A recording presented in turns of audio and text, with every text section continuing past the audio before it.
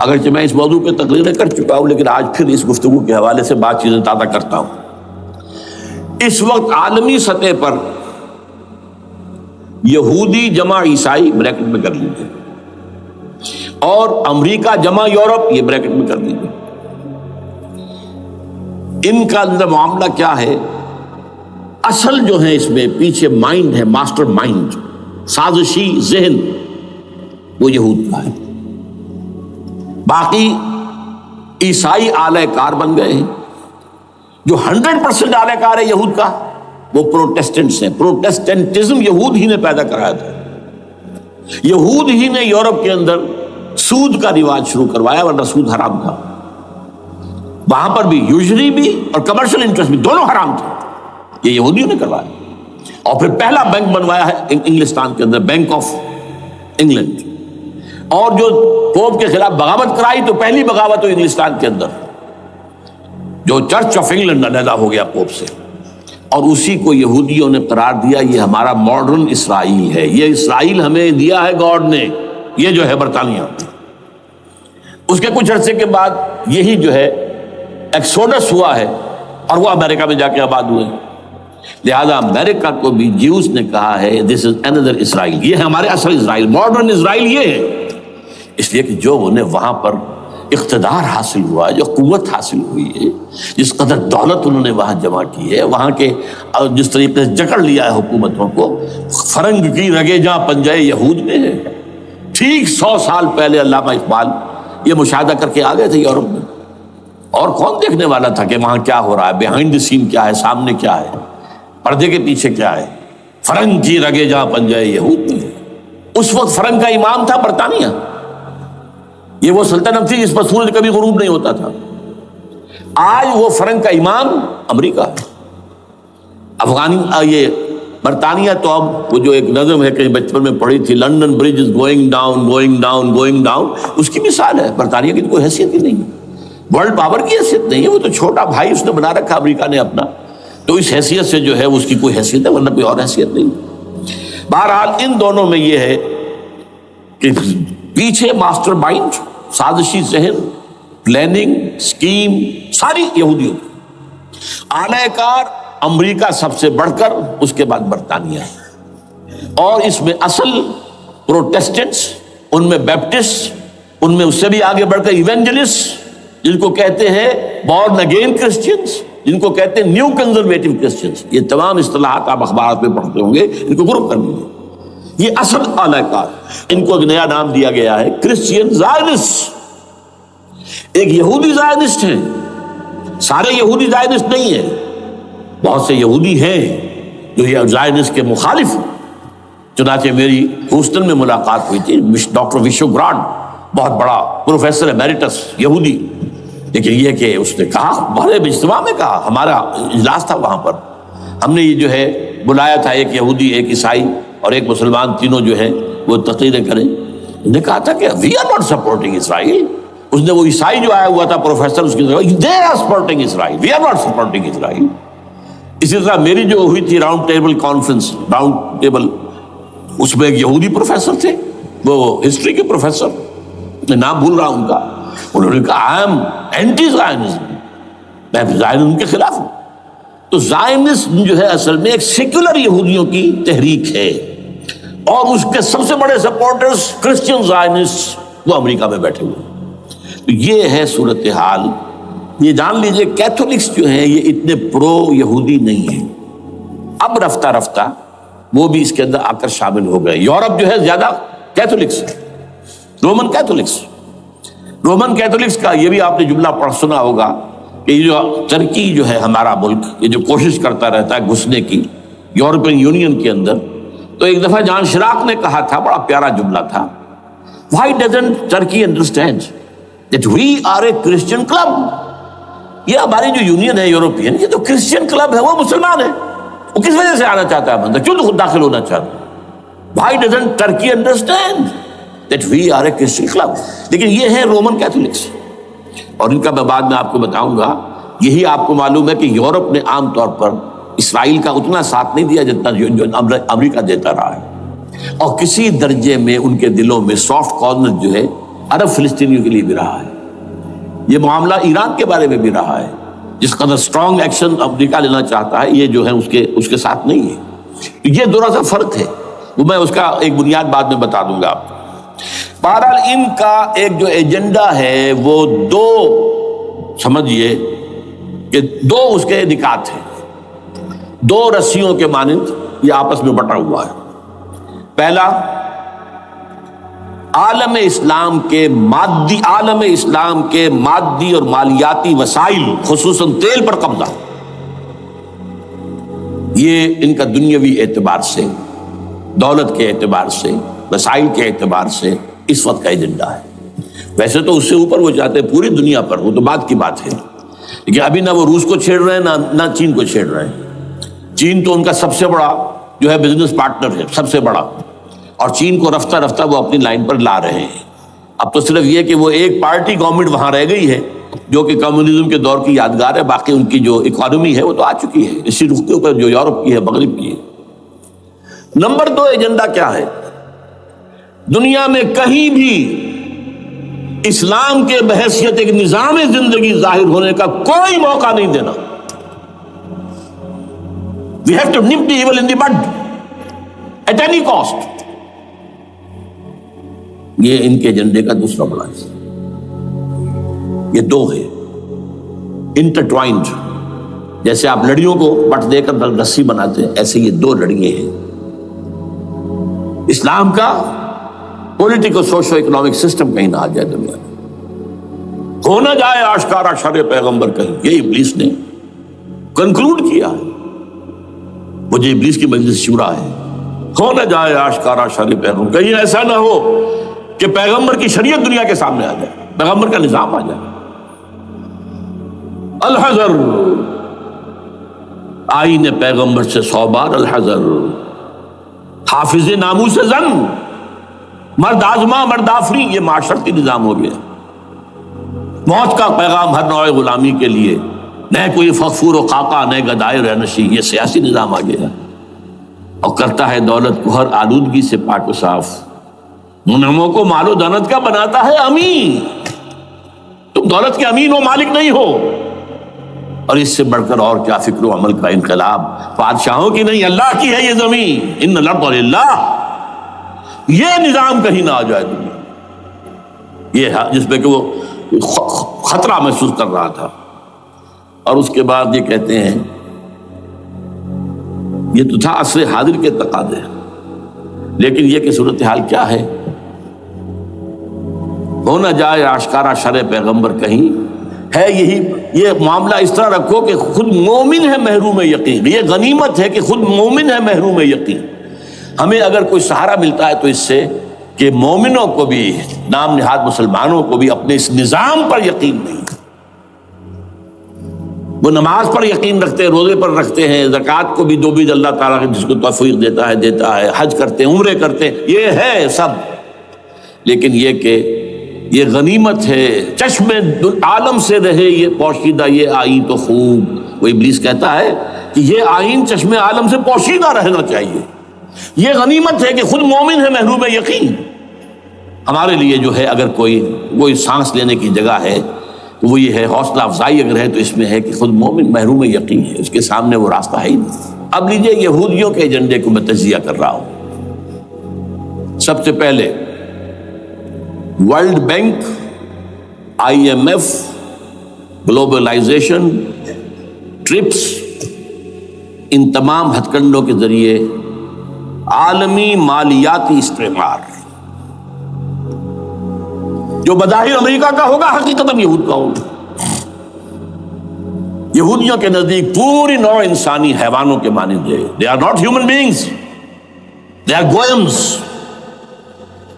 they are Gentiles، یہ انسانی شکل میں حیوان ہیں، اور جیسے حیوانوں کو ایکسپلائٹ کرنا، استعمال کرنا انسانوں کا حق ہے، گھوڑے کو آپ باندھتے رہے ہیں نا ٹانگے کے آگے، اور بیلوں سے آپ ہل جتواتے رہے ہیں، تو جیسے یہ حق ہے ایسے ہمارا حق ہے پوری دنیا کے جو ہے وسائل ان کو کھینچے۔ ہاں جیسے گھوڑے اور بیل کو بھی کچھ نہ کچھ دانا تو ڈالنا پڑتا ہے، چارہ تو دینا پڑتا ہے، تو ان کو بھی کچھ دو۔ یہ پوری نوع انسانی ورکرز بن کر رہ جائے، حیوان بن جائیں، بالکل شہوت کے غلام بنا دو انہیں، اخلاقی اقدار کا بیڑا غرق کر دو، خاندانی نظام کو تہوبالا کر دو. یہ باقاعدہ جو protocols of the elders of the Zion تھے ان سب میں موجود ہے لکھا ہوا، جو 1897 میں انہوں نے پاس کیا اپنا پروگرام بیسل میں، سوئٹزرلینڈ کا ایک شہر ہے. Protocols of the elders of the Zion. ان کو حیوان بنا دو، بس حیوانوں سے کام لیتے رہو. ہاں ان کی کمائی کا کچھ حصہ ان کے لیے چھوڑ دو، وہ بھی زندہ رہیں، وہ بھی آخر کام کیسے کریں گے، اور اصل جو ہے ملائی کھینچ دو اپنے اس نظام کے ذریعے سے. World bank, IMF، stock exchange, TRIPS, globalisation, اس کے ذریعے سے عالمی مالیاتی استعمار. نمبر 2، ایک ہے ان کا ایجنڈا، یہ تو عالمی ہے. دوسرا ایجنڈا کیا ہے؟ وہ لوکل ہے. وہ کیا ہے؟ گریٹر اسرائیل کا قیام، جس میں مصر کا سارا زرخیز علاقہ شامل ہوگا، جو ڈیلٹا کا علاقہ کہلاتا ہے اس کا، جہاں کے اس وقت کے بادشاہ نے، حضرت یوسف علیہ السلام کے زمانے کے بادشاہ نے، وہ فرعونہ کے خاندان میں سے نہیں تھا، وہ عرب تھا. عربوں ہی سے کسی وقت کوئی قوم آئی تھی جو کہ مصر پر قابض ہو گئی تھی. اس نے حضرت یوسف کے خاندان کو لا کے وہاں آباد کیا. بہترین جشن کا علاقہ کہلاتا ہے، بہترین. وہ کہتے ہیں ہمارا ہے، ہم رہے وہاں پر کئی 100 برس تک رہے. عراق ہمارا ہے، وہاں ہمیں قید میں رکھا گیا، نبوکدنضر لے گیا تھا. عرب کا شمالی حصہ جو ہمارا ہے، وہاں خیبر میں یہودی قلعے تھے، اور وہاں مدینے کے اندر جو ہے 3 قبیلے یہودی تھے جنہیں محمد نے صلی اللہ علیہ وسلم نے وہاں سے نکال باہر کیا تھا. یہ جارڈن یہ ترکی کا بھی کچھ حصہ ہمارا ہے. باقی پورا لبنان اور پورا فلسطین، یہ سب اس کے اوپر بنے گا ایک greater Israel. This is there local agenda. اور اس کے لیے ضروری ہے ایک بہت بڑی جنگ. ایسے آسانی سے نہیں ہو جائے گا. آرمگیڈون، جس کو حضور نے فرمایا الملحمۃ العظمیٰ، الملحمۃ الکبریٰ، بہت بڑی جنگ، جس کی خوفناکی اور تباہ ناکی کا اندازہ اس سے کیجئے. حضور فرماتے ہیں کہ اگر ایک باپ کے 100 بیٹے یا ایک دادا کے 100 پوتے ہوں گے تو ان میں سے 99 ختم ہو جائیں گے، ایک بچے گا. اور ایک جگہ فرماتے ہیں اتنی اموات ہوں گی، اتنی لاشیں ہوں گی کہ ایک نفاست پسند پرندہ جو ہے، جو گندگی پہ نہیں اترنا چاہتا.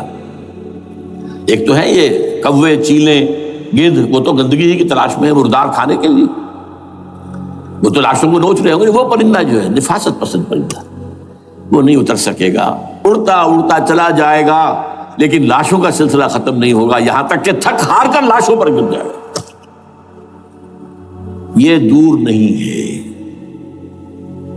اس لیے کہ اس پر متفق ہیں یہودی بھی اور عیسائی. پروٹسٹنٹس، عیسائی اس کے اوپر پوری طرح متفق ہیں. آرمگیڈون، جسے آپ 3rd ورلڈ وار کہہ لیں، الملحمۃ العظمیٰ کہہ لیں، الملحمۃ الکبریٰ کہہ لیں حضور کے الفاظ میں، یہ آئے گی.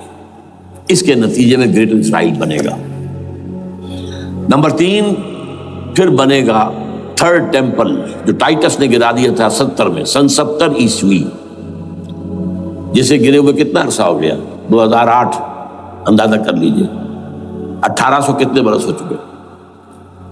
وہ دوبارہ بنائیں گے 3rd ٹیمپل، اور اس کے لیے مسجد اقصی کو گرائیں گے، اور ڈوم آف دی راک، قبۃ الصخرہ، وہاں لا کر پھر اس میں کنگ ڈیونز تھرون لا کے رکھا جائے گا. یہ بھی میرے علم میں پہلی مرتبہ اسی ٹرمپٹ رسالے سے آیا. وہ کیا ہے؟ حضرت داؤد کا. آج سے کتنے 1000 سال پہلے کی بات ہے، اندازہ کیجیے. 1000 قبل مسیح، اور یہ اب 2000 ہو گیا عیسوی، 3000 برس تو ہو گئے. وہ کیا تھا؟ ایک پتھر تھا جس پر بٹھا کر حضرت داؤد کی تاج پوشی کی گئی تھی. پھر اسی پر حضرت سلیمان کی تاج پوشی ہوئی، پھر اسی پر ان کے بادشاہ آتے رہے، تاج پوشی ہوتی گئی. ٹائٹس نے جب گرایا ہے سن 70 عیسوی میں، یروشلم کو برباد کیا، 1,33,000 یہودی ایک دن میں قتل کیے، ایک دن میں، باقی نکال دیا، بھاگ جاؤ یہاں سے. اس کو کہتے ہیں diaspora, that started in 70 AD. یہ منتشر ہو گئے، جس کا جہاز سنگھ سمایا چلا گیا، یورپ میں چلے گئے، شمالی افریقہ میں، مسلمان ملکوں میں، انڈیا میں آ گئے، ایران میں آ گئے، سب جگہ وہاں سے نکال دیے گئے، ڈایاسپورا۔ بہرحال وہاں سے وہ ٹائٹس وہ پتھر لے گیا، وہ روم میں لے گیا، روم سے کسی طرح وہ آئرلینڈ پہنچ گیا۔ آئرلینڈ پیور کیتھولک ملک ہے، آپ کو معلوم ہوگا، اور وہاں پر پروٹیسٹنٹس کی اور کیتھولکس کی جنگیں ہوتی رہتی ہیں۔ کبھی بھی شیعہ سنی مسلمانوں کی اس طور سے خانہ جنگی نہیں ہوئی ہے جیسے کہ وہاں ان دو عیسائیوں میں کیتھولکس اور پروٹیسٹنٹس میں ہوتی ہے۔ وہ رومن کیتھولک ملک ہے بیچ میں۔ وہاں سے وہ انگلینڈ میں آیا، انگلینڈ میں جب آ گیا، بلکہ وہاں سے اسکاٹ لینڈ سے انگلینڈ میں پھر اس کو ایک کرسی کے اندر اس کی سیٹ کی حیثیت سے بنا کر ایک تھرون کی شکل دے دی گئی، اور وہ جو ویسٹ منسٹر ایبے ہے، برطانیہ کے پارلیمنٹ کے ساتھ جو چرچ ہے ویسٹ منسٹر ایبے، وہاں اس کو لا کے رکھ دیا گیا۔ اس وقت سے برطانیہ کے بادشاہوں اور ملکاؤں کی تاج پوشی وہاں ہوتی ہے۔ تو ایک یہ ہے کہ پھر اس کو لا کر وہاں رکھیں گے۔ اب یہاں سے اختلاف ہے، یہ نوٹ کر لیجیے۔ یہاں تک عیسائیوں کا یہودیوں کا ایجنڈا ایک، یہاں اختلاف ہے۔ یہودیوں کے نزدیک ان کا مسیح آئے گا اور وہ وہاں بیٹھ کر پوری دنیا پر راج کرے گا۔ وہ مسیح جس کی خبر دی گئی تھی شروع کی کتابوں میں، جو تورات کی ابتدائی کتابیں ہیں، وہ تو حضرت مسیح کی شکل میں آ گئے۔ دی پروفیسی واز فلفلڈ۔ یہودیوں نے نہیں مانا، انہیں تو قرار دیا جادوگر ہے، کافر ہے، مرتد ہے، ولد الزنا ہے، اور اپنے بس پڑتے سوری پر چڑھا دیا۔ تو دوسری بات ہے اللہ نے کیا کیا، وہ ایک علیحدہ مسئلہ ہے۔ چنانچہ یہ کہ دی سچویشن از ویکنٹ، وہ مسیحا کی جگہ ابھی باقی ہے ان کی، and they are waiting for ہم۔ تو وہ آئے گا اور وہ یہاں اس تخت داؤد پر بیٹھ کر پوری دنیا پر حکومت کرے گا۔ عیسائیوں کا کہنا کیا ہے کہ در حقیقت حضرت مسیح نازل ہوں گے، سیکنڈ کمنگ آف جیسس، جس کو ہم بھی مانتے ہیں۔ اگرچہ ہوگا کیسے، حالات و واقعات کا کیا ہمارے نزدیک رنگ ہے وہ کچھ مختلف ہے، وہ میں اس کو بیان نہیں کر سکتا۔ حضرت مسیح علیہ السلام پھر اس تخت پر بیٹھیں گے ان کے عیسائیوں کے مطابق۔ چنانچہ پوپ جو مر گیا ہے، پال سیکنڈ، اس کو یہ ٹرمپٹ والے کہتے ہیں شیطان، اور ان کا کہنا یہ ہے کہ اس شیطان نے the old ancient holy Roman empire کو ریوائیو کیا ہے یونائٹڈ یورپ بنا کر، اور ان کا مقصد کیا ہے کہ یہ فلسطین میں ایک رومن کیتھولک حکومت قائم کرنا چاہتے ہیں۔ یہودی اپنی حکومت چاہتے جو ہے، اور وہ اپنی حکومت چاہتے ہیں۔ یہ ان کا کہنا ہے، یہ میں نہیں جانتا کہ اس میں کس حد تک ان ایک دوسرے پر الزام درست ہے۔ لیکن جیسے کہ آپ کو معلوم ہے کہ انڈونیشیا کے اندر بھی ہوا تھا، ایک جزیرے کو تقسیم کر دیا، ایک حصہ جو ہے اس کا وہ رومن کیتھولک ریاست بن گیا۔ شاید نائجیریا میں بھی اس طرح کا معاملہ ہوا ہے، کچھ تھوڑے علاقے کے اندر وغیرہ وغیرہ۔ تو یہ ہے، لیکن بہرحال یہ ان کا۔ عیسائیوں کا معاملہ کیا ہے، میں نے جیسا کہ بتایا کہ یہ تو اس ایجنڈے کے اندر متفق ہے، اور عیسائی بھی ورلڈ ڈومینیشن، مالیاتی جو ہے استعمار، اس کے لیے کوشاں ہیں۔ لیکن ان کے نزدیک حضرت عیسیٰ ابن مریم آئیں گے علیہ الصلوۃ والسلام، اور وہ حکومت کریں گے۔ اس پورے ڈرامے کا اسکرپٹ پورا یہودیوں کا لکھا ہوا ہے، اور انہی کی سازش اس پورے ڈرامے کے پیچھے ہے۔ البتہ بظاہر اس ڈرامے کا بڑا کیریکٹر جس سے آپ ہیرو کہیں وہ امریکہ ہے، اور اس کے تابع یورپ بھی ہے۔ یہ ہے عالمی سطح پر معاملہ اس وقت۔ ویسے میری 2 کتابیں جو ہیں اس پر کتابچے ہیں، 4 سال پہلے میں نے اسی مقام پر 2 تقریریں کی تھی۔ ایک موجودہ عالمی حالات اور اسلام کا مستقبل، وہ دوسرا حصہ جو میں اس وقت نہیں چھیڑ رہا، ہوگا کیا اصل میں، جس میں یہ ہے کہ کہیں اسلامی ریاست قائم ہو، خلافت کا نظام قائم ہوگا کہاں ہوگا یہ میں بحث نہیں کر رہا۔ حضرت مہدی کا ظہور ہوگا، وہ آئیں گے عرب کے اندر۔ پھر یہ ہے کہ وہ جو گریٹر اسرائیل کے خلاف جہاد ہوگا، اور اللہ کرے گا کہ رفتہ رفتہ یہ ممالک جو ان سے لے لیے جائیں گے، یہاں تک کہ بالآخر ایک یہودی اعلان کر دے گا میں ہوں مسیح، جس کو کہ عیسائی بھی کہتے ہیں اینٹی کرائسٹ، اور یہ کہتے ہیں یہ بیپٹسٹ بھی کہ اینٹی کرائسٹ جو ہے وہ یہودی ہوگا، جبکہ کچھ عرصے پہلے بہت بڑا پروپیگنڈا ہوا تھا کہ اینٹی کرائسٹ جو ہے، دجال جو ہے وہ تو مسلمان ہوگا، نہیں، لیکن وہ کہتے ہیں کہ ہوگا یہودی ہوگا، اور پھر اس یہودی کو قتل کریں گے حضرت مسیح، دی ریئل مسیح، اصل مسیح جو اٹھا لیے گئے درمیان میں، وہ آئیں گے اور ان کے ہاتھوں دجال بھی قتل ہوگا، اور پھر مسلمانوں کے ہاتھوں ایک ایک یہودی ختم ہوگا۔ پھر ایک عالمی اسلامی ریاست قائم ہوگی حضرت مسیح کے ہاتھوں، اور وہاں پر حضرت مسیح، ایک حدیث میں آتا ہے، 40 برس تک پوری دنیا پر حکومت کرے گی۔ بہرحال یہ دوسرا پکچر ہے جو ہمارے سامنے، میں اس وقت کی تفصیل میں نہیں جا رہا، جو ان کے سامنے پکچر ہے وہ میں نے آپ کو بیان کر دیا۔ اب اس میں تجزیہ کیجئے افغانستان پر حملے کا اصل سبب، جو میں نے دو بتایا نا، دو لڑیاں ہیں ان کے ایجنڈے کی، ایک اسلام کہیں ظاہر نہ ہو جائے، اسلام کا نظام ظاہر نہ ہو جائے، اور ایک مسلمانوں کے مالیاتی، خاص طور پر تیل کے وسائل پر قبضہ۔ اب افغانستان میں کیا ہوا ہے، یہ سارا معاملہ تھا اسلام کا راستہ روکنے کے لیے، کہ یہاں تو اسلام ایک شکل دکھا رہا ہے اپنی، اور اگر انہیں موقع مل گیا تو یہ تو ایک ایسی ویلفیئر اسٹیٹ قائم کر دیں گے، زکوٰۃ کا نظام قائم ہو جائے گا تو اعلیٰ ترین ویلفیئر اسٹیٹ قائم ہو جائے گی، اور اگر یہاں پر جو ہے یہ ساری سزائیں نافذ ہو گئی، معاشرہ کرائم فری ہو جائے گا، لوگوں میں محبت ہوگی، مساوات ہوگی، اور یہ کہ عام لوگوں کے لیے ویلفیئر ہوگا، اور یہ سامنے نظام آ گیا تو پھر ہمارا یہ نظام کیپٹلزم یہ کہاں رہے گا، اس کو تو منہ چھپانے کی جگہ نہیں ملے گی۔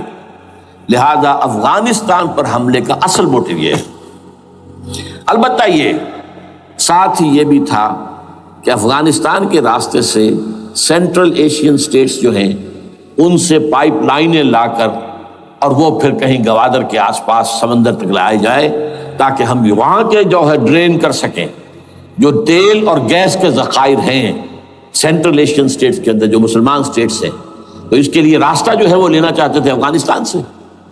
اب وہ جہاں تک افغانستان کا تعلق ہو تو ان کے قبضے میں ہے، جب چاہیں کر لیں۔ اب پاکستان کا معاملہ جو تھا وہ، جیسا کہ میں نے کہا کہ اس کا راستہ وہ رک گیا، جبکہ انہیں واپس جانا پڑ گیا، لیکن انہوں نے افغانستان میں کوشش کی۔ طالبان کے زمانے میں یونیکول جو ہے ان کی سب سے بڑی جو ہے کمپنی ہے، اس نے مذاکرات کیے، وہ دیکھ کر حیران رہ گئے کہ یہ ان پڑھ، یہ ملے ملاٹے جو ہیں یہ تو بڑے ٹف بارگینر ہیں۔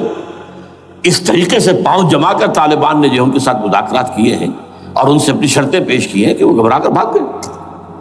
یہ صورتحال بھی تھی افغانستان پر قبضہ کرنے میں، لیکن یہ ہے کہ اصل کیا تھا کہ وہ اسلام کی کوئی شکل دنیا کے سامنے نہ آنے پائے، جو ان کا میجر ہے۔ اسی لیے پورا عالم کفر جمع ہے، امریکہ، یورپ، روس، چین، سب جمع ہے، بھارت تو ہے ہی ہے، یہ سب جمع ہے۔ آپ نے یاد ہو گیا جب لال مسجد کا حادثہ ہوا ہے اور ہمارا یہ بدبخت اور بدمعاش انسان، اس نے صرف خود جان بوجھ کر اسے بڑھایا، ایک پرنسی کو پھوڑا بنایا، اس میں پھر شگاف دیا اور شاباش لی ہے۔ امریکہ سے شاباش آ گئی، نیٹو سے شاباش آ گئی، رشیا سے شاباش آ گئی، چائنا سے شاباش آ گئی۔ وہ چونکہ محسوس کر رہا تھا کہ اندرون ملک تو میری اب کشتی ڈگمگا رہی ہے، ڈاواڈول ہے، I have to have more support from outside, اور for that I have to do it۔ کہ دیکھو میرے عین قلب میں پاکستان کے یہ پھوڑا نکل آیا تھا، یہ بنیاد پرستی کا، اور یہ شدت پسندی کا، اور یہ تنگ نظری کا، اور یہ فلاں کا، یہ دہشت گردی کا، اور میں نے دیکھو کیسے اس میں چیرا دیا ہے، کتنے لوگوں کو ختم کر دیا ہے۔ اچھا، اس میں یہ بھی ذہن میں رکھیے کہ افغانستان کے بارے میں یہودیوں کے علم میں ہے کہ حضور کی حدیثیں کیا ہے۔ حضور کی حدیث ہے، یخرج من خراسان رایات سود، خراسان کے علاقے سے کالے جھنڈے لے کر فوجیں چلیں گی، لا یردھا شیء، کوئی طاقت ان کو رخ نہیں موڑ سکے گی، حتی تنصب بیلیا، یہاں تک کہ وہ آ کے بیت المقدس میں جھنڈے گاڑ دیے جائیں۔ دے نو اٹ، یہ جان لیجیے، یہ لوگ پڑھے لکھے لوگ ہیں۔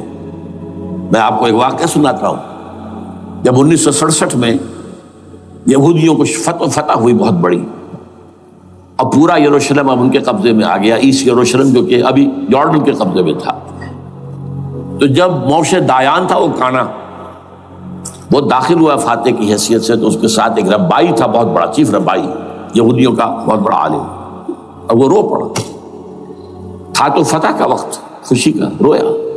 سو this is the beginning of the end, یہ الفاظ آئے اخبارات کے اندر. گویا کہ اب یہ آخری ڈرامہ جو ہے شروع ہو گیا ہے. وہ آخری ڈرامہ انہیں معلوم ہے ان کی تباہی پر ختم ہونا ہے. اس میں حضرت مسیح کے نزول کے بعد یہ ٹرمپٹ والا بھی لکھتا ہے کہ 80% یہودی قتل ہو جائیں گے. اور میں سمجھتا ہوں کہ 20% اگر صحیح ہے اس کی بات تو وہ ہوں گے جو اب حضرت مسیح پر ایمان لے آئیں گے. باقی 80% اپنے اس کفر پر اڑے رہیں گے اور قتل ہوں گے. اسی طرح حضور کی ایک حدیث ہے کہ جب یہودیوں کا قتل عام ہو رہا ہوگا اگر مسلمان قتل کریں گے تو اگر کسی درخت کے پیچھے یہودی چھپا ہوگا تو درخت پکارے گا اے مسلمان، ہاں عبداللہ آؤ ادھر، یہ میرے پیچھے یہودی چھپا ہوا، قتل کرو اسے. کسی پتھر کے پیچھے چھپے گا تو پتھر بولے گا سوائے ایک درخت غرقد کے، کہ غرقد یہودیوں کا درخت ہے، وہ پناہ دے گا. اور آج اسرائیل میں سب سے بڑی پلانٹیشن غرقد کی ہے. They know it. اسی لیے افغانستان، خراسان، یہ افغانستان کا ہارٹ ہے افغانستان. اور یہ بھی جان لیجئے ہمارا جو مالاکنڈ سے اوپر کا علاقہ ہے یہ بھی خراسان کا حصہ ہے. اولڈ خراسان، جیسے گریٹر خراسان کہا جاتا ہے ہسٹری میں.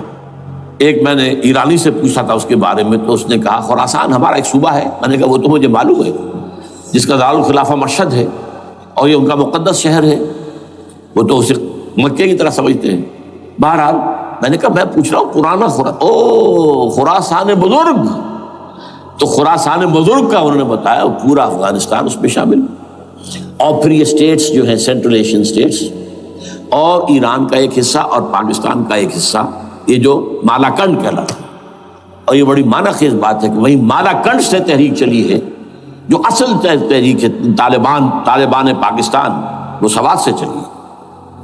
بہرحال اس وجہ سے، اس پہلو سے یہ جو ہے افغانستان پر حملے کا سب سے بڑا سبب وہ تھا. دوسرا جو تھا وہ یہ کہ ان کو جو پائپ لائن لے کے آنی تھی اس کے لیے، لیکن وہ ظاہر بات ہے کہ اس میں جو ہے جو طالبان نے وہ ان کی چکمے میں نہیں آئے. اس پر ایک کتاب ہے کہ جو انگریزی میں ہے عابد اللہ جان کی، Afghanistan the genesis of the last crusade. Afghanistan سے آخری صلیبی جنگ کا سلسلہ شروع ہو رہا ہے. بہت جو ہے چشم کشا ہے، معلومات افزا ہے، انگریزی میں ہے. اچھا عراق میں معاملہ برعکس تھا. عراق میں تیل کا معاملہ بھی تھا تو صرف امریکہ کا تھا. جو یورپ ہے وہ زیادہ تر کیسپین کے ایریا کے تیل کی طرف نگاہیں رکھتا ہے. یہ جو ہے یہ اصل میں سارا جو ہے یہ امریکہ کا معاملہ ہے. اور دوسری طرف یہ کہ یہاں کو مذہبی سلسلہ نہیں تھا، حالانکہ تھا، وہ یہودیوں کا تھا. وہ کیا تھا؟ Extension, first step towards the establishment of greater Israel. یہ بات اچھی طرح سمجھ لیجیے. یہاں پہ تیل کا معاملہ بھی میں نے کہا تھا نا، دو لڑیاں ہیں جو چل رہی ہیں. تیل کا معاملہ یہاں خاص طور پر عراق کے اندر زیادہ، افغانستان میں بہت کم. لیکن یہ کہ یہاں پر بھی جو اصل ہے بیہائنڈ دی سین، جو اصل چیز کیا ہے کہ گریٹر اسرائیل کے قیام کی طرف پہلا قدم. میں یاد دلاتا ہوں آپ کو، جب فرسٹ گلف وار ہوئی تھی جس میں عراق کا بھرکس نکال دیا گیا تھا، اس کے اختتام پر کہا تھا شوارز کرافٹ، جو ان کا کمانڈر ان چیف تھا الائڈ فورسز کا، اس نے صاف کہا تھا، مجھے آج تک ایک ایک لفظ یاد ہے، We fought this war for the protection of Israel.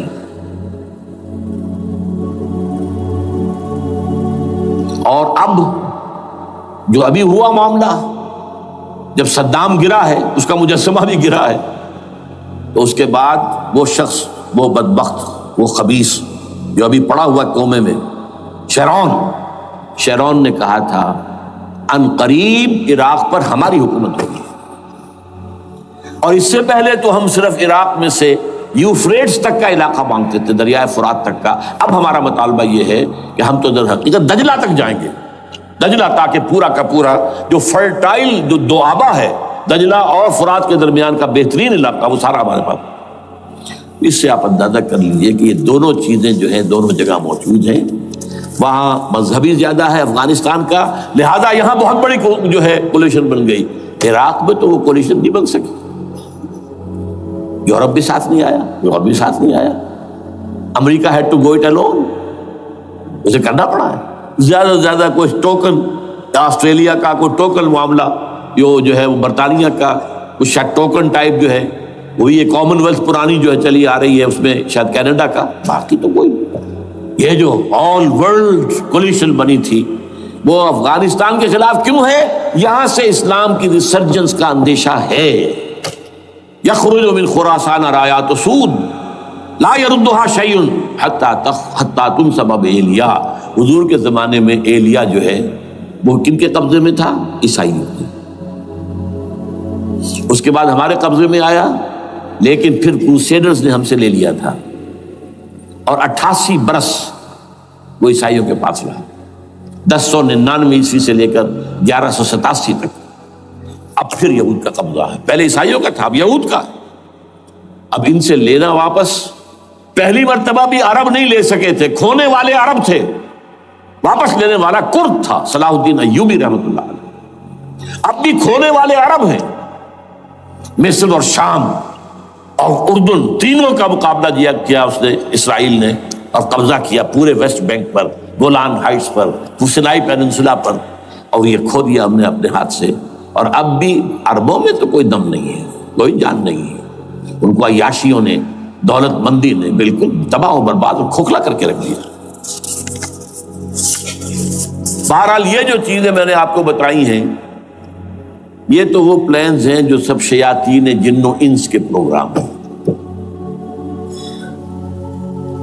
وہ جیسے کہ کبھی کہا تھا خمینی صاحب نے، شیطان بزرگ، دی گریٹسٹ شیطن، امریکہ.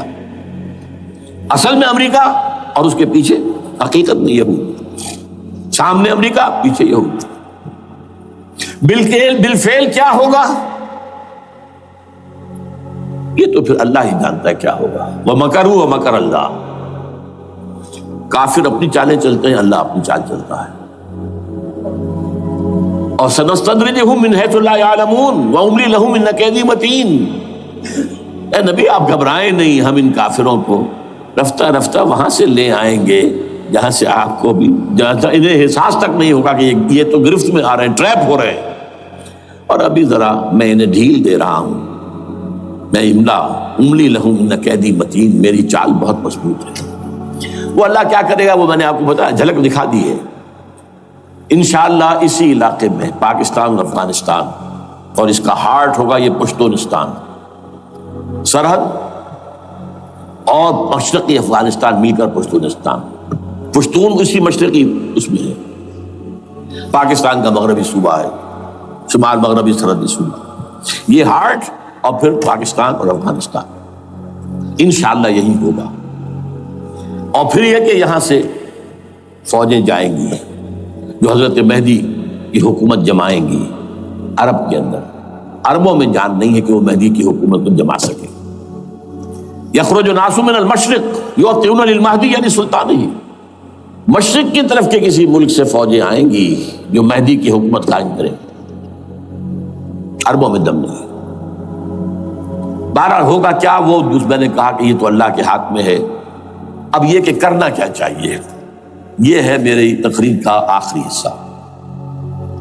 دیکھیے ذوالفقار مرزا نے جو کچھ کہا اور سید قائم علی شاہ نے، میں خوشائند سمجھتا ہوں کہ طالبانائزیشن اور ہے، اسلامائزیشن اور ہے. ٹھیک ہے، چلیے آواز مکے اور مدینے.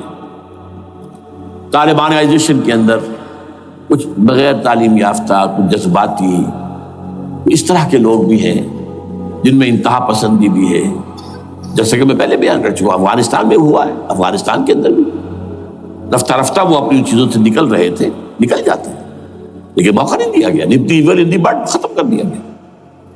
اسی طرح ہمارے سرحدی صوبے میں جیسا کہ میں بتایا 3 قوتیں برسرکار ہیں. ہو از ہو نوز اٹ، کون کیا کہ.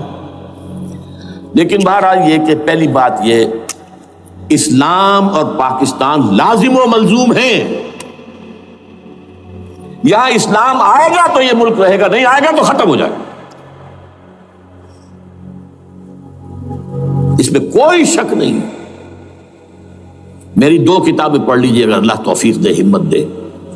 اسلام اور پاکستان، یہ سن 67-68 کی تحریر ہے میری. جینیسس آف پاکستان کیا تھا، how Pakistan came into existence. پھر یہ کہ میں نے استحکام پاکستان کے نام سے سن 85 کے اندر کتاب لکھی ہے. یہ دونوں کتابیں پڑھی ہیں. پاکستان کا کوئی جواز نہیں اگر یہاں اسلام نہ آئے، اور واقعتاً ہم جواز کھو چکے ہیں. یہ تو اللہ تعالیٰ ہمیں مہلت دے رہا ہے.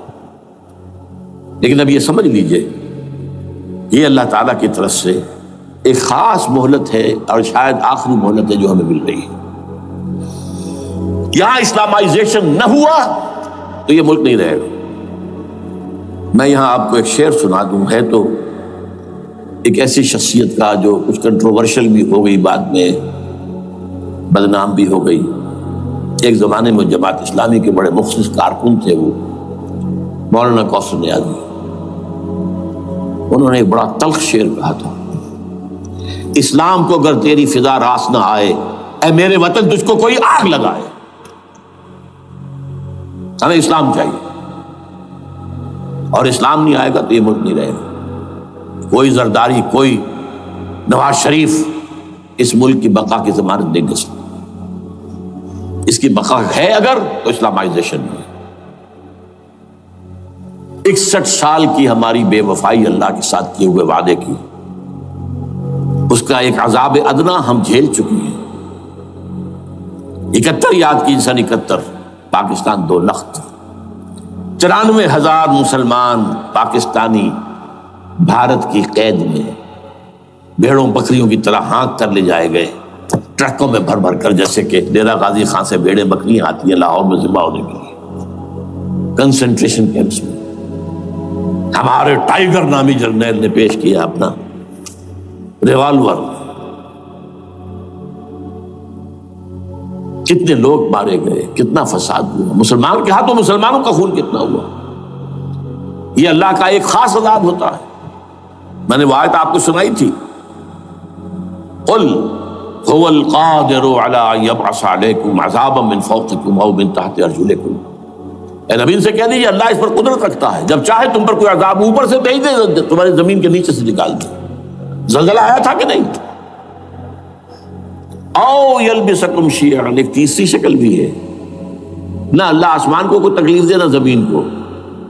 زمین پھٹے گی تو آدمی جائے گا نا اندر، بلکہ تمہیں گروہوں میں تقسیم کر کے او یلبسکم شیعا فیذیق بعضکم بعض بعض، تو ایک دوسرے کی قوت کا ایک دوسرے کو مزہ چکھائے. تم خود ایک دوسرے کے گلے کاٹو.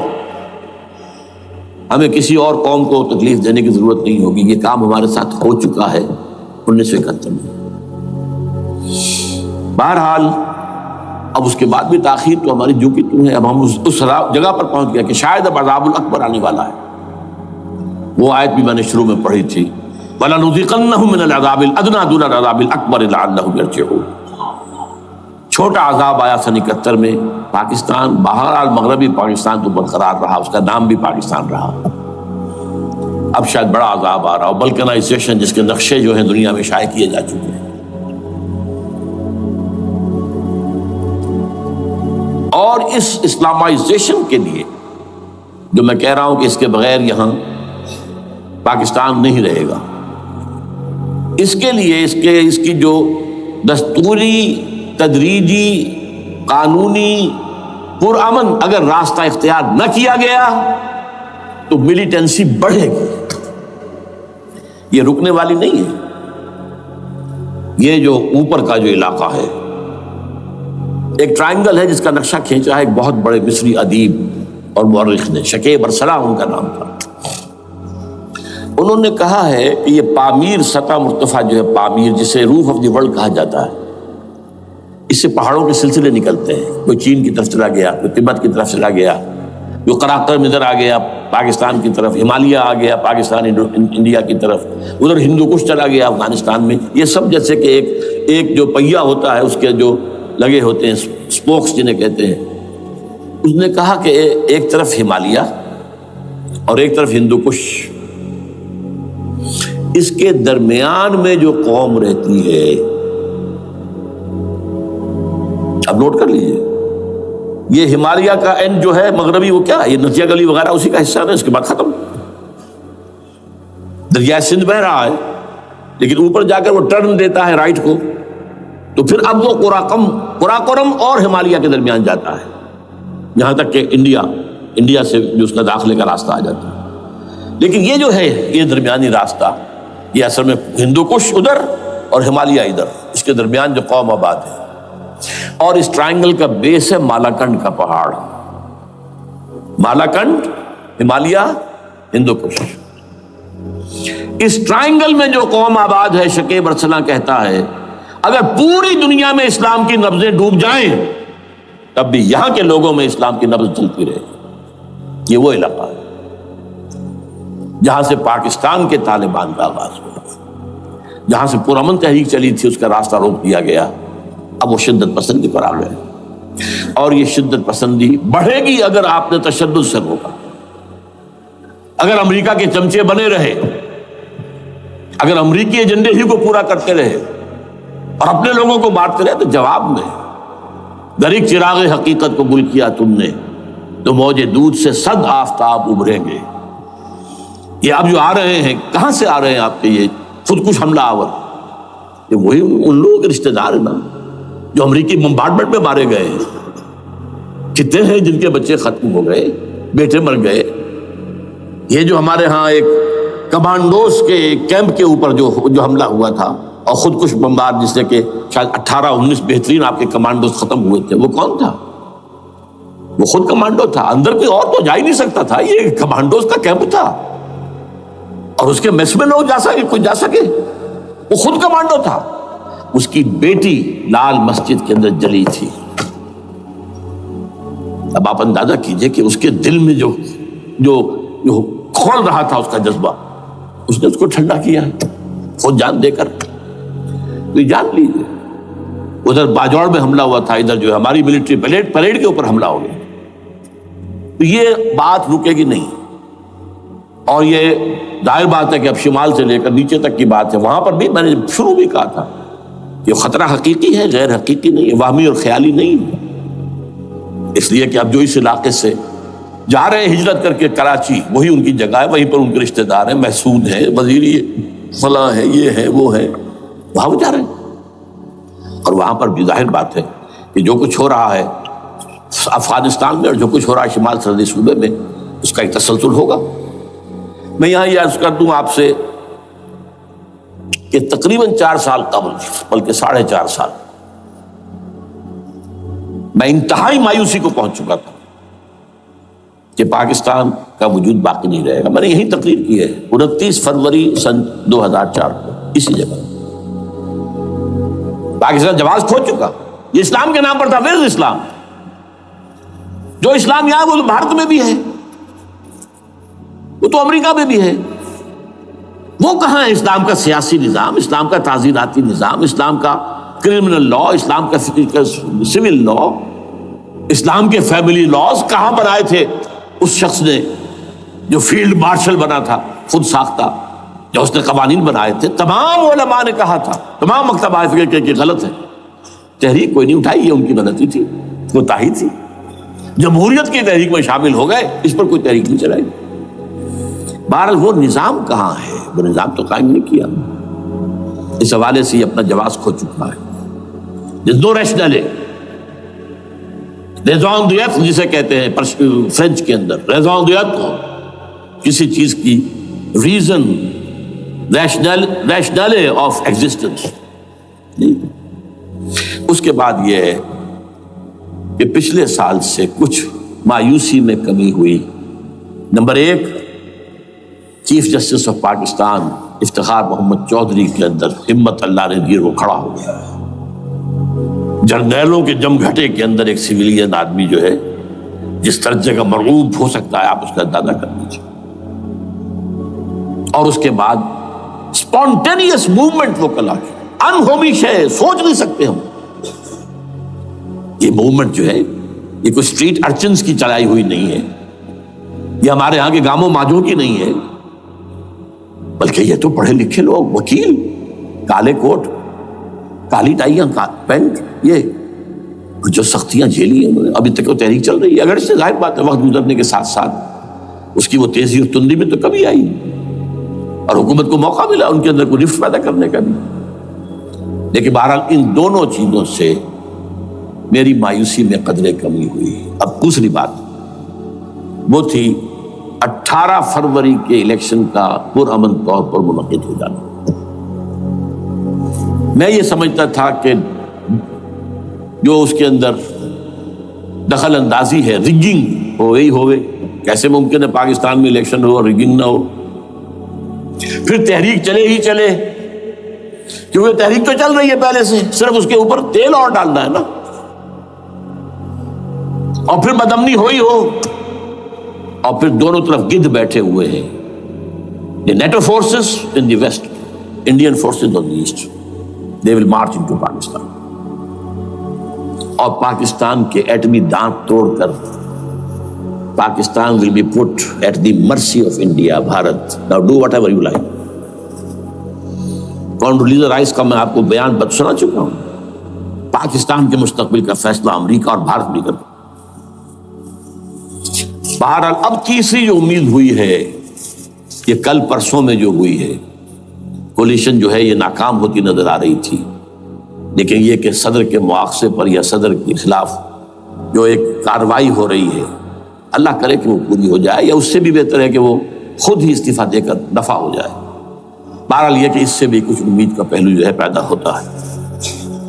اب یہاں اسلامائزیشن کا پرامن، تدریجی اور اسلام اور دستوری اور قانونی طریقہ کیا ہے؟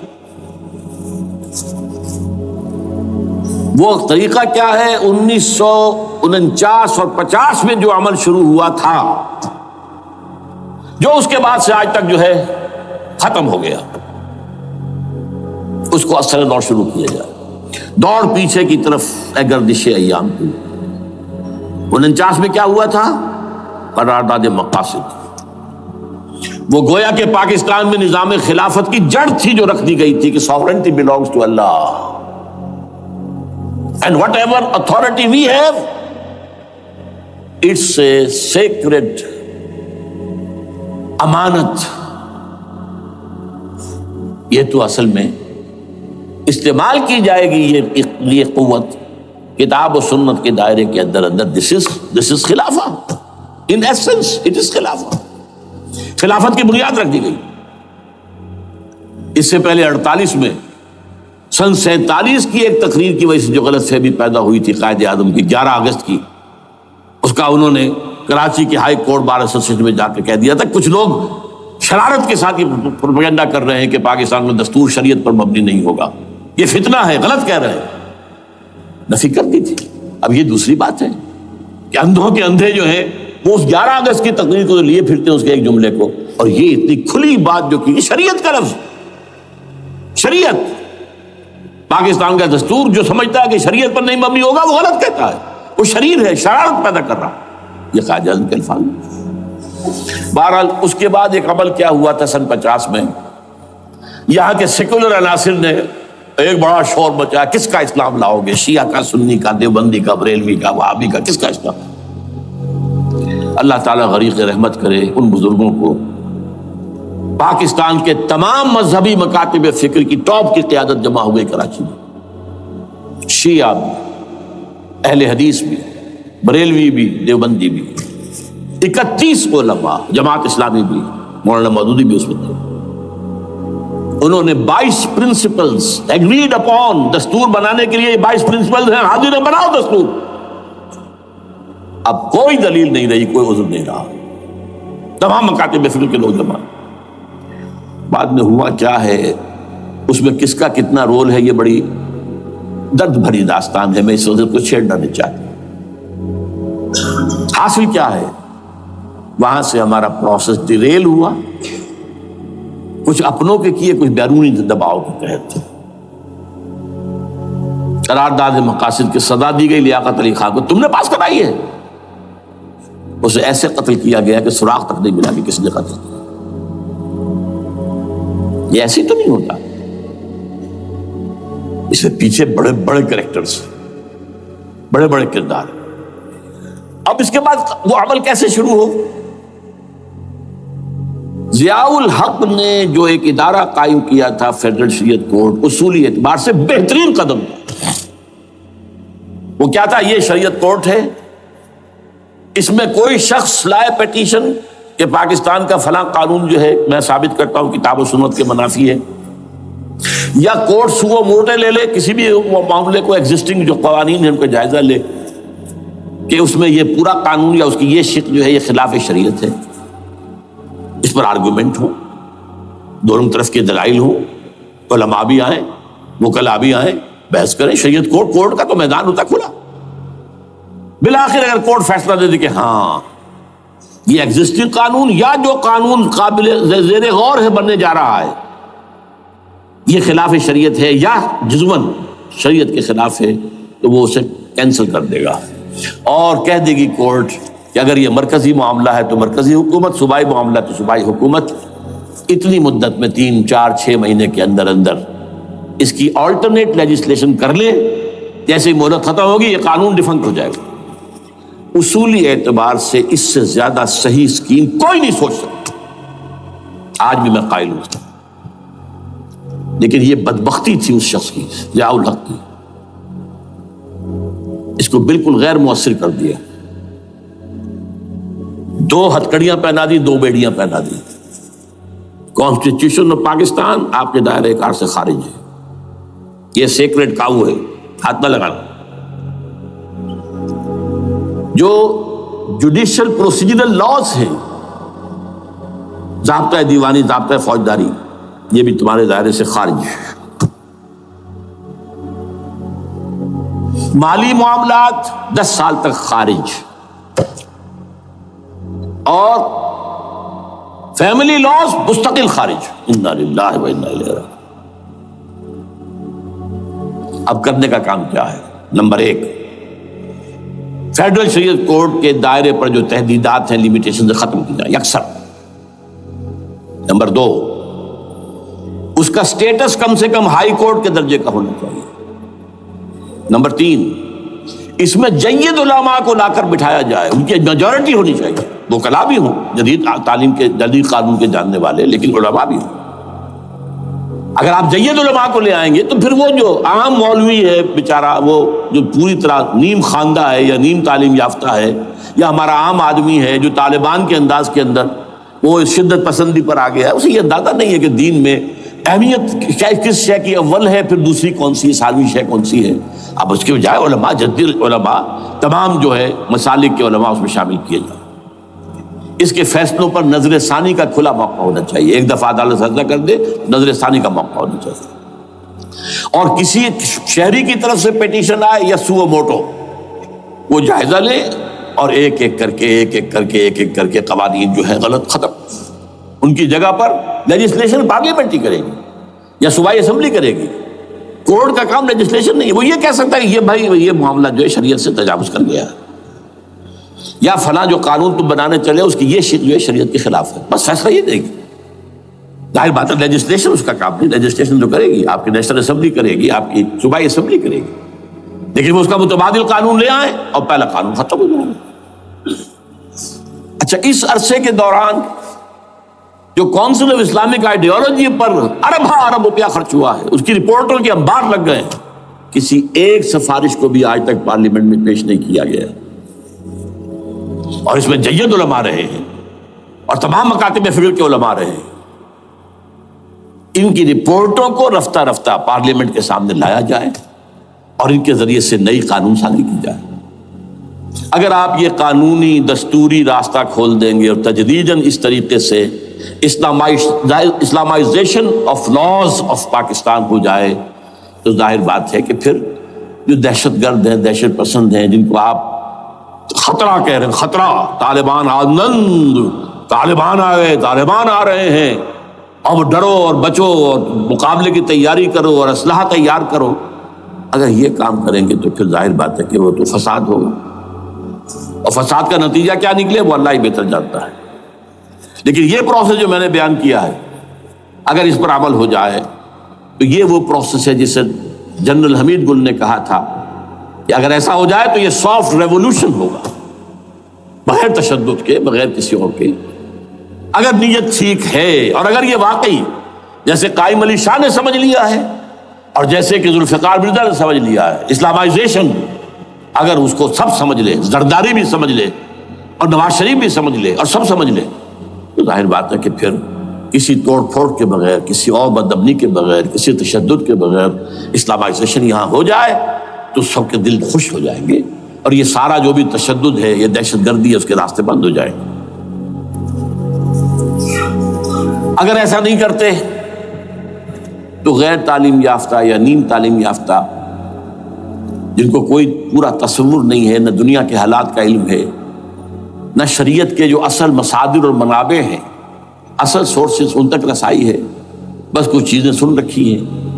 یہ تو معلوم ہے انہیں کہ داڑھی رکھنی ہے، سنت ہے، لیکن یہ کہ یہ فرض تو نہیں ہے بھائی، پھر اس کی کوئی خاص مقدار تو معین نہیں ہے، یہ تو نہیں جانتے۔ ویڈیوز ہیں، آڈیوز ہیں، ان میں گانے ہیں، اس میں آپ کو معلوم ہے کہ عریانیت ہے، جو بھی ویڈیوز ہیں، اور وہ تو ان کو جلائیں گے ان کی دکانوں میں۔ آپ تعلیم دے رہے ہیں لڑکیوں کو، وہ جانتے ہیں جو تعلیم آپ دینا چاہتے ہیں، آپ تو ڈانس کی تعلیم کو بھی وہاں پر نافذ کر رہے ہیں، آپ نے تو تعلیم کا شعبہ ہی دے دیا اسماعیلیوں کے ہاتھ میں، لہذا ان کا تو رد عمل ہوگا، ہوئے۔ اس کا راستہ اگر روکنا ہے تو اس پروسیس سے جو میں نے بیان کر دیا ہے، جس کو میں بیان کر رہا ہوں نہ معلوم کب سے، نواز شریف صاحب، ان کے والد میاں محمد شریف صاحب مرحوم، اور شہباز شریف صاحب اور عباس شریف صاحب چاروں میرے پاس آئے تھے، 2 دفعہ آئے تھے، اور میں نے یہ ترمیمی بل پیش کیا تھا جس کے آئٹم میں نے آپ کو گنوا دیے۔ بہرحال نہیں کیا کچھ انہوں نے، لیکن یہ کہ اگر یہ نہیں کریں گے تو یہ کہ دوسری طرف یہ سمجھ لیجئے اس وقت پاکستان کے دینی مدرسوں میں شدید تحریک چل رہی ہے۔ لال مسجد یہ ایک سمبل بن چکا ہے، یہ ایک علامت ہے، اور یہ ملیٹنسی کی طرف بہت بڑی تعداد میں، خاص طور پر جو طالب علم ہیں عربی مدارس کے، طالبان کی سورس یہی تو ہے نا، یہی تھے جن سے کہ افغانستان میں طالبان ابھرے تھے اور یہیں سے پاکستان کے ابھر رہے ہیں۔ ان کے اندر شدید لہر ہے، اور کوئی بہت بڑا فساد ہو گیا اگر خدا نہ خواستہ تو that will be the end of Pakistan. اس سے بچنا ہے تو وہ راستہ اختیار کریں جو میں نے بیان کر دیا ہے، جو میں سال سے بیان کر رہا ہوں۔ دستور کا ترمیمی بل بنا کر دیا ہے، اسے عام بھی کیا ہے۔ البتہ اس عرصے میں ظاہر بات ہے کہ ہم کیا کریں گے، ہمارا کوئی پروگرام کسی ملیٹنسی کی طرف جانے کا نہیں ہے، ہم اسے مفید نہیں سمجھتے بلکہ مضر سمجھتے، یہ کاؤنٹر پروڈکٹیو ہے۔ ہمارے سامنے پروگرام کیا ہے؟ سے نکاتی پروگرام، بڑے پیمانے پر دعوت ایمان بذریعہ قرآن، نمبر 1۔ میری تمام سرگزشت کھوئے ہوئوں کو جستجو، میری سرگزشت جو ہے 50 سال سے اسی میں ہے، قرآن کا پڑھنا، پڑھانا، سیکھنا، سکھانا، عام کرنا، اور الحمدللہ ایک بڑی ٹیم تیار کر دی ہے میں نے اللہ کے فضل سے، جو یہ کام کر رہی ہے۔ دعوت ایمان بذریعہ قرآن، اور جو ایمان واقعتاً لے آئیں، جس کا ثبوت ہوگا شریعت پر عمل، جس چیز پر عمل کیا جا سکتا اور نہیں کرتے تو آپ مجرم۔ ہاں ظاہر بات ہے اس سے ایک حصہ ایسا ہے جس پر آپ عمل نہیں کر سکتے جب تک کہ نظام نہ بدل جائے، چور کا ہاتھ میں نہیں کاٹ سکتا، آپ نہیں کاٹ سکتے، لیکن جتنے پر عمل ممکن ہے اس پر عمل۔ ایسے لوگوں کو آرگنائز کیا جائے، بیعت کا نظام، مسنون نظام، قرآن میں معصور، مسنون، منصوص، یہ سارا نظام اس کی بنیاد۔ ایک آدمی کا، وہ آدمی کہے کہ بڑھو تو بڑھو، وہ کہے کہ رک جاؤ تو رک جاؤ۔ نمبر 3، ان لوگوں کا تزکیہ، اور میں بتا چکا ہوں تزکیہ اور تربیت۔ تزکیہ کس بات کی؟ کوئی امنگ، کوئی ولولہ، کوئی مقصد، کوئی تمنا دل میں نہ رہے سوائے اللہ کی رضا کی۔ حکومت مطلوب نہ ہو، اقتدار مطلوب نہ ہو، مال و دولت مطلوب نہ ہو، اللہ کی رضا اور آخرت کی فلاح۔ ہر تمنا دل سے رخصت ہو گئی، حضرت مجذوب کا مصرع، اب تو آجا، اب تو خلوت ہو گئی، اے اللہ تو آجا میرے دل میں، میرے دل سے ہر تمنا نکل چکی ہے، خلوت ہے۔ اور تربیت کس کی؟ کہ تیاری ہو جائے اس بات کی کہ تن من دھن سب لگا دیں گے، جان بھی دے دیں گے جب موقع آئے۔ چوتھا کیا؟ کہ جب تک یہ تعداد کافی نہ ہو، یہ نہیں ہے کہ 150 آدمی لے کر کسی ایک جگہ پر کسی لال مسجد کو ہم مرکز بنا کر بیٹھ جائیں، نعرہ لگا دیں، ملک گیر جماعت، اور وہ بھی معتدل تعداد پہ، وہ جب تک نہیں ہوتی تو ہم یہی تین کام کریں گے. دعوت ایمان بذریعہ قرآن، تنظیم بذریعہ بیعت، مسنون بیعت، تزکیہ اور تربیت کرتے رہیں گے. بانشہ درویشی در ساز دمادم زن، یہی کام کرتے رہو. نو ملیٹنسی، نو الیکشنز. لیکن جب تعداد کافی ہو گئی تو ایک منظم اور پرامن مطالباتی اور احتجاجی تحریک، توڑ پھوڑ نہیں، گھراؤ جلاؤ نہیں، جیسے گاندھی نے شروع کی تھی، نمک بناؤ تحریک، سول ڈس اوبیڈینس. لیکن کسی نے کوئی توڑ پھوڑ نہیں کی تھی. اپنے سر ان کے پھوٹے ہیں بڑے سے بڑے لیڈروں کے، مولانا ابوالکلام آزاد اور پنڈت جواہر لال نہرو کے سر پھٹے ہیں. ہزارہ لوگ جیلوں میں گئے ہیں، انہوں نے کسی کو کچھ نہیں کہا. کسی کا نقشہ ایرانیوں نے دکھایا، 20,000 سے لے کر 30,000 تک جانیں دے دی، ہتھیار نہیں اٹھائے. اس لیے کہ ہتھیار بھی استعمال کرو گے تو اوپر جو حکومتیں ہیں ان کے پاس تو بے تحاشا فوج ہے، ان کے پاس ٹینک ہے، ان کے پاس ہوائی جہاز ہیں، ہیلی کاپٹرز ہیں، گن سے بھرے ہیلی کاپٹرز ہیں. کیا نہیں ہے. پرامن منظم مطالباتی اور احتجاجی تحریک. اللہ کرے کہ ہمیں اس کے لیے جو مہلت درکار ہے وہ مل جائے. ہمیں معلوم نہیں کہ کہیں وہ مہلت ختم ہی نہ ہو رہی ہو. لیکن اگر ہم آخری سانس تک اس کام میں لگے رہیں گے تو انشاءاللہ اللہ تعالیٰ کے ہاں ہم معذور قرار پائیں گے. اللہ تعالیٰ جو ہے ہمیں درگزر ہم سے فرمائے گا کہ جو کچھ میں کر سکتا تھا اللہ میں کرتا رہا، آخری دم تک کرتا رہا. اگر یہ ہے تو اپنی تو کامیابی ہے، باقی کیا ہوتا ہے ملک کا میں کچھ نہیں کہہ سکتا، اللہ بہتر جانے.